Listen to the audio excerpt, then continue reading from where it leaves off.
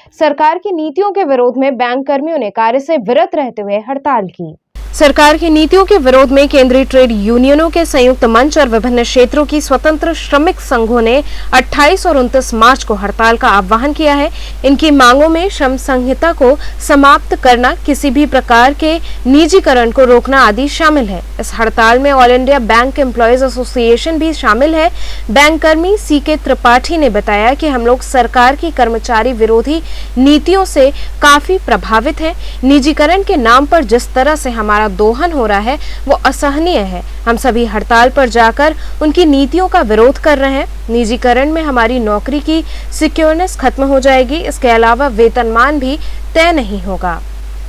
और यहाँ पे हम लोग उपस्थित हुए हैं कि हम लोग सरकार की जो कर्मचारी विरोधी नीतियाँ हैं उससे काफ़ी प्रभावित हैं और लगातार जिस तरह से देश में निजीकरण के लिए लगातार कर्मचारियों का दोहन किया जा रहा है वो हमारे लिए असहनीय है।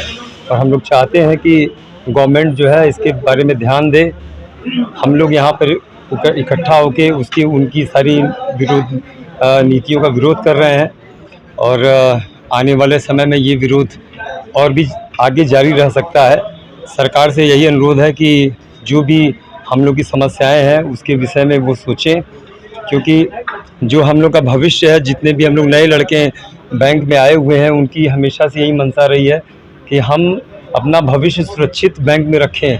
और कहीं से भी हम लोग को नहीं लगता है कि निजीकरण के चक्कर में पड़ेंगे तो कहीं से हम लोग का भविष्य सुरक्षित रहेगा।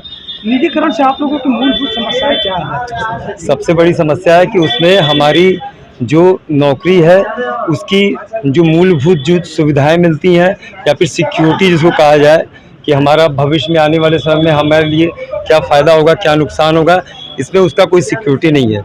उनका जो वेतनमान है वो उनके हिसाब से तय होता है। कितने दिन नौकरी करेंगे, क्या नहीं करेंगे, ये हम लोग को कुछ पता नहीं चल सकता।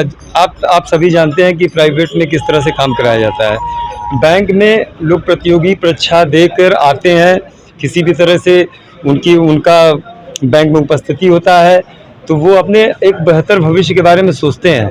लेकिन यहाँ निजीकरण निजीकरण बैंकों का अगर निजीकरण होगा तो उसमें जो प्रतियोगी विद्यार्थी हैं उनको भी कहीं ना कहीं उनके लिए कुठाराघात सिद्ध होगा और वो लगातार उससे प्रभावित होंगे। सरकार को ये चाहिए कि सबके विषय में सोचे, क्योंकि बैंक अगर निजीकरण में जाते हैं तो जो ये प्रदर्शन आप लोग का है 2 दिनों का है हम लोग का प्रदर्शन। कौन बैंक इसमें है आप लोग के प्रदर्शन में?